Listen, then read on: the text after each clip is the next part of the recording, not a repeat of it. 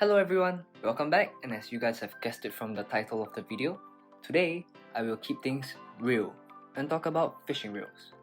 Don't worry, I won't be discussing about those very high-end, complicated technology and concepts that will probably leave you more confused than before I started.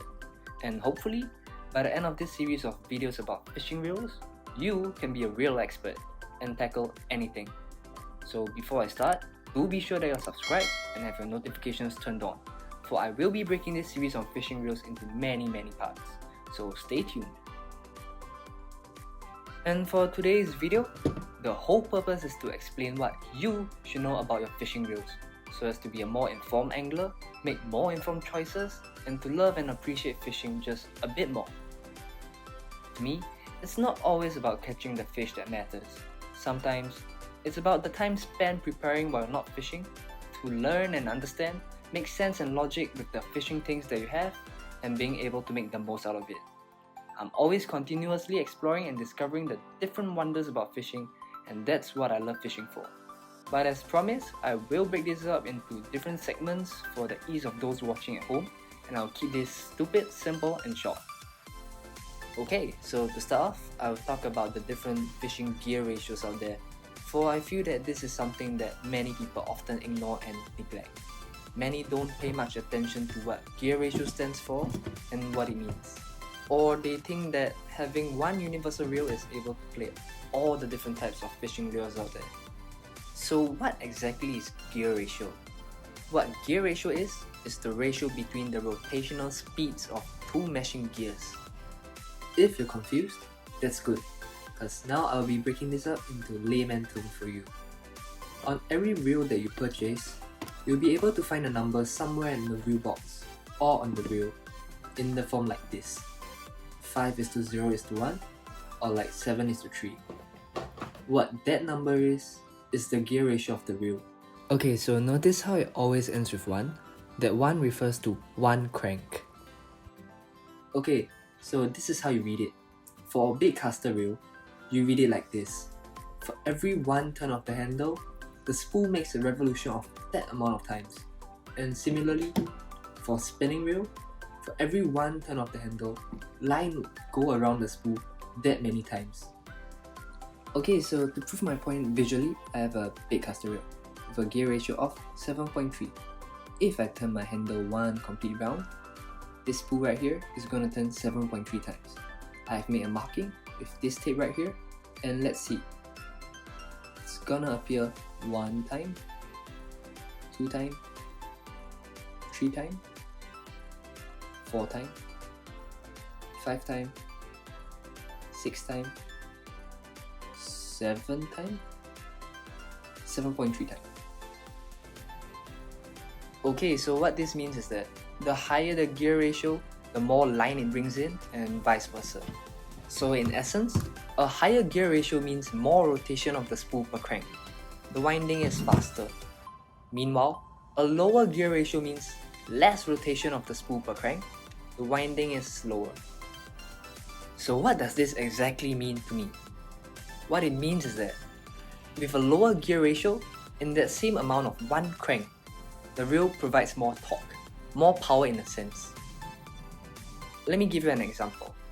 If you have ridden a bike and you're going uphill, you would rather use more power per turn compared to more turns which has less power. So think of it like that.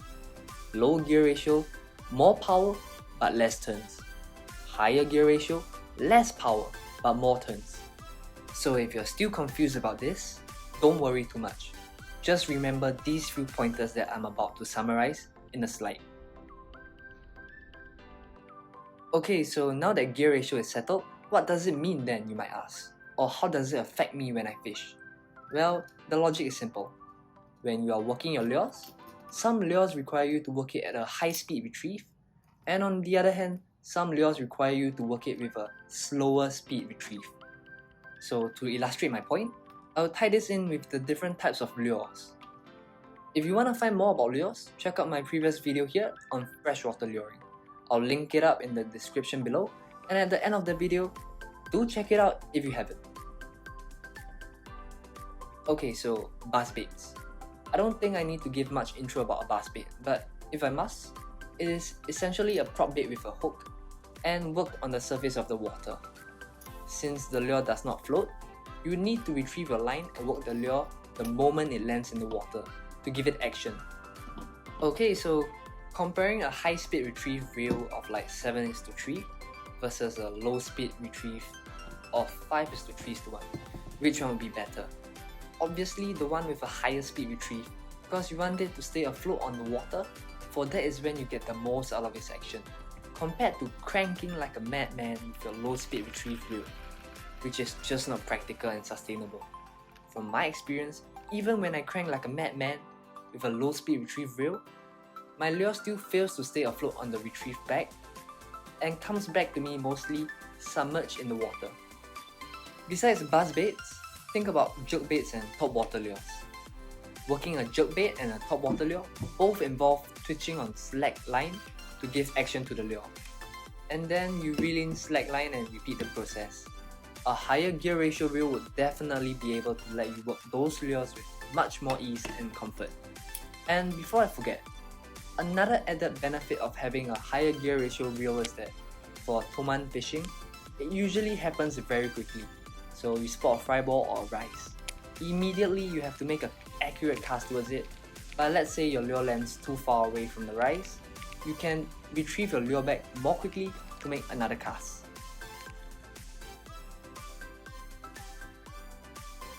Okay, so on the other hand, if you look at lower gear ratio reels, they are more suited for working lures which has more resistance in the water, such as crankbaits and swimbaits, and also for lures such as soft plastics.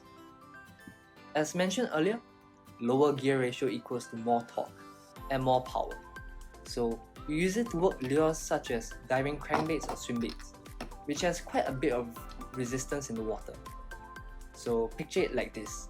Working a crankbait and swimbait is equivalent to cycling up a slope. You need more power in this scenario. So to work the lure more efficiently, you would choose to use a reel with a lower gear ratio. Can you imagine using a deep diver with a higher gear ratio reel? First, you will get tired very quickly, because to provide the same amount of torque and power as a lower gear ratio reel, you need to make way more cranks. And secondly, your lure action will be compromised. You'll be retrieving way too much line to give your lure action. Another opinion and advice that I have for you is that if you have just started fishing, using a lower gear ratio reel would definitely help out, especially when you're still building on your skills and techniques. So from my personal experience, when I started off, I tend to be very impatient, and when I get bored of working my lure over and over and over again, not getting any bites, I would start looking around and unconsciously start to reel in even quickly. So one benefit of a lower gear ratio reel is that it helps to prevent such scenarios from overworking the lure, ruining the action when you retrieve too quickly. All in all, I'm not telling you what to choose or use, what lures to pair with which gear ratio, etc. Sure, you can use your reel with that one gear ratio and work all the different types of lures. It's just my opinion that you could be compromising on the action of the lure or your own comfort. So I hope that after explaining all this, you are able to understand gear ratio much better and appreciate your reel more. Be a better angler and use this knowledge to your advantage and get the most action out of your lures that you have. Now, moving on to the next feature on your fishing reel, drag. I'm sure most of you here watching more or less know what drag refers to. So when you purchase a fishing reel, on the reel box, this right here, this number, in the form of poundage or kilogram, is the amount of strength which is required by the fish to peel line from the reel at its maximum capability, also known as max drag.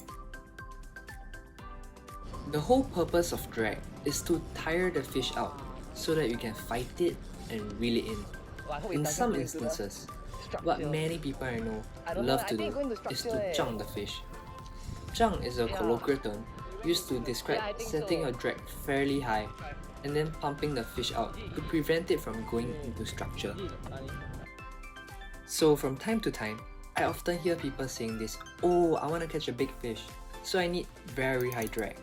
Not that this is wrong, because sometimes terrain do play a big part, which is why people go for reels with really high drag. But in my honest opinion, you really shouldn't be too worried or hung up whether your drag is too low. Disclaimer, there is no hard and fast rule to what's right or wrong. It's all about suiting your own style of fishing and your application. But okay, to illustrate my point, you don't really need to be worried about whether your drag is too high or too low, because I'm sure many of y'all have either heard or seen this way too often. People catching big and sizable fish on ultralight setup or bait finesse setup. These are people at the top of their game, playing with thread thin line and playing with low drag. How low? As low as like 1 or 2 kilograms. So what I learned from them and what I really admire about these group of people is that it all boils down to how you fight the fish and ultimately having the patience, because with thread thin line, pulling hard will definitely snap it. So what I would say is, go ahead, get a reel that matches the hatch, meaning light application, low drag, heavy application, slightly heavier drag that you're comfortable with, and know what you're going after, and don't be afraid to experiment. Okay, so now I'll talk about another factor that I feel is pretty important, and that right here is the smoothness of your drag. Why do I say so? Because it really matters. Okay, but for real, think about it. Imagine you caught a fish and line is being peeled from your reel. Compare a reel with smooth drag versus a reel with jerky drag. The one with a smooth drag allows the line to be pulled out smoothly from your reel, applying constant pressure on the hook point in the fish's mouth. Whereas a jerky drag would, result in line to come out in jerks and pauses, resulting in an imbalance in the force being exerted on the hook, which could cause the tension on the hook to be loose and pop out of the fish's mouth, especially so when it struggles and shakes its head. Oh, and the smoothness of your drag is one reason explaining the difference between the price points of a cheap reel and a mid to high end reel. So, some parting advice I have for you is to always remember to set your drag on your fishing reel before your first cast of the day. Don't set it too high, but don't set it too low. For me, I would usually set it to about 50 to 75% of the maximum drag. Okay, so that's all for today's episode on fishing reels. I really hope that you enjoyed watching it. Be sure to share it around with your fellow fisherman friends, and I'll see you on the next reel topic.